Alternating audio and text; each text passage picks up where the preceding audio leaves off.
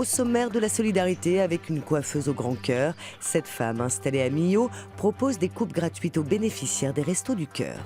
C'est un peu le monsieur propre du running. Un Nantais a lancé via Facebook un appel pour que les coureurs ramassent les déchets lors de leur jogging. Et pour commencer, la belle idée d'un lycée hôtelier qui concocte des repas spéciaux pour les patients du service palliatif d'un hôpital de Metz. Une cuisine provisoire installée le matin même, aux commandes d'une dizaine d'élèves du lycée hôtelier. Ce sont eux qui vont préparer un repas hors du commun pour ces personnes, hospitalisées en soins palliatifs. Une initiative souhaitée par leurs enseignants et une terrine de lapin, hop, 3 assiettes. Et qui s'inscrit dans le cadre de leur projet pédagogique. Comme ils sont voués à un métier qui les amènera à être au service un peu des autres, donc je crois que c'est quand même très très bien. Et en tant qu'être humain tout simplement, ou en tant qu'individu et futur professionnel, je pense que c'est pour moi en tout cas, une initiative qui leur servira, j'en suis presque convaincu. Cette unité de soins palliatifs dépend du CHR Metz-Thionville, mais elle se situe au sein de l'hôpital militaire Le Gouest. Une structure qui accueille 10 patients, tous ravis de partager en famille ce moment si particulier. C'est formidable de se retrouver tous ensemble, de supporter tous ensemble notre maladie. Et je trouve ça vraiment extraordinaire. Merci. Tout le défi était en fait de s'adapter aux personnes et à leur pathologie. Donc du coup, il y a des gens qui auront plus des alimentations mixées, des gens plus des vrais repas. C'est comment apporter du projet et de la vie alors qu'on sait qu'il y aura une échéance à un moment donné. Voilà. On ne travaille pas avec des mourants, on travaille avec des vivants.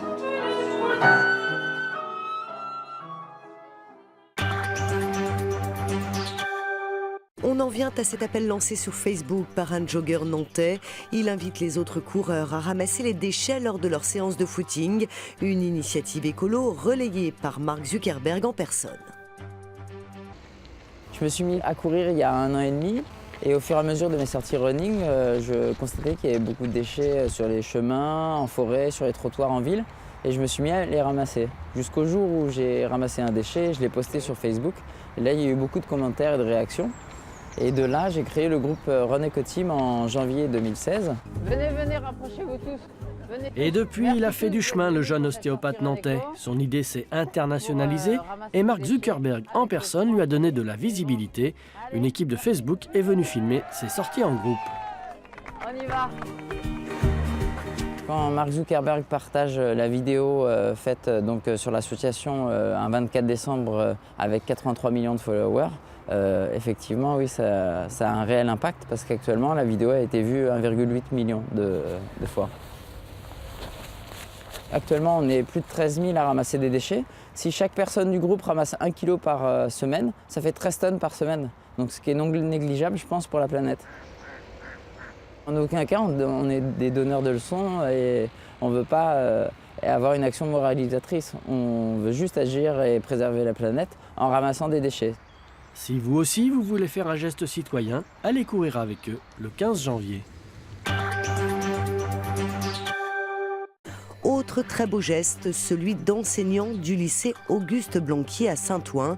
Ils se sont mobilisés avec des parents pour venir en aide à 6 élèves qui vivent dans la rue. Quand tu es dans la rue, tu ne peux pas faire tes devoirs ou regarder ton cahier, c'est impossible. Déjà, on ne dormait pas. Et après, se dire qu'à la fin de l'année, il y a le bac, c'est pas du tout facile. Durant 10 jours, Marie a dormi dans la rue avec sa mère et sa jeune sœur, comme seul abri des parkings ou des halls de gare. La jeune fille est une élève de terminale du lycée Auguste Blanqui à Saint-Ouen. Alertée par cette situation, certains professeurs décident d'aider la lycéenne. Je ne m'y attendais pas du tout, venant des professeurs, et ça m'a beaucoup touchée. Ils étaient bouleversés en fait, ils ne comprenaient pas ce qui se passait et après ils m'ont dit ne t'inquiète pas, tout va aller, on va t'aider, on est là pour toi. Très vite, la solidarité s'organise. La quasi-totalité des profs participent à une collecte d'argent et essaient de pallier au 115, les services d'hébergement d'urgence débordés durant cette période hivernale. Mais le problème, c'est que 5 autres élèves sont aussi dans cette situation. Le fond de l'affaire, c'est qu'il faudrait des logements pour ces élèves. Il faudrait qu'aucun élève ne se retrouve dans cette situation, aucun jeune. Jeudi prochain, les enseignants ont décidé de manifester devant la mairie de Saint-Ouen. Marie, elle, rêve de retrouver rapidement un toit bien à elle et espère obtenir son bac à la fin de l'année. Enfin, solidarité toujours avec l'action généreuse d'une coiffeuse de Millau. Une journée par mois, elle offre des coupes de cheveux à des bénéficiaires des Restos du Cœur. Une parenthèse enchantée pour ces femmes qui n'ont pas les moyens de s'offrir de tels soins. À première vue, un salon comme un autre, ici pourtant coup de ciseaux gratuit. Une initiative lancée à Millau il y a 5 ans par Florence, une coiffeuse professionnelle, fan des enfoirés, soucieuse de s'engager au Resto du Cœur à sa manière. Une journée par mois, elle offre aux bénéficiaires le shampoing et la coupe, un luxe, pas vraiment. D'accord, donc je coupe quand même, parce que là, elles sont longues. Hop, je vous fais pencher la tête. On a énormément besoin de se reconstruire.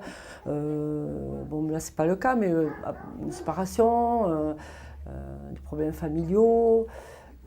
On a besoin de prendre soin de soi. C'est bon pour le moral. Hein. Sur une journée, une quinzaine de bénéficiaires se succèdent ici. Pour Cathy, un plus précieux.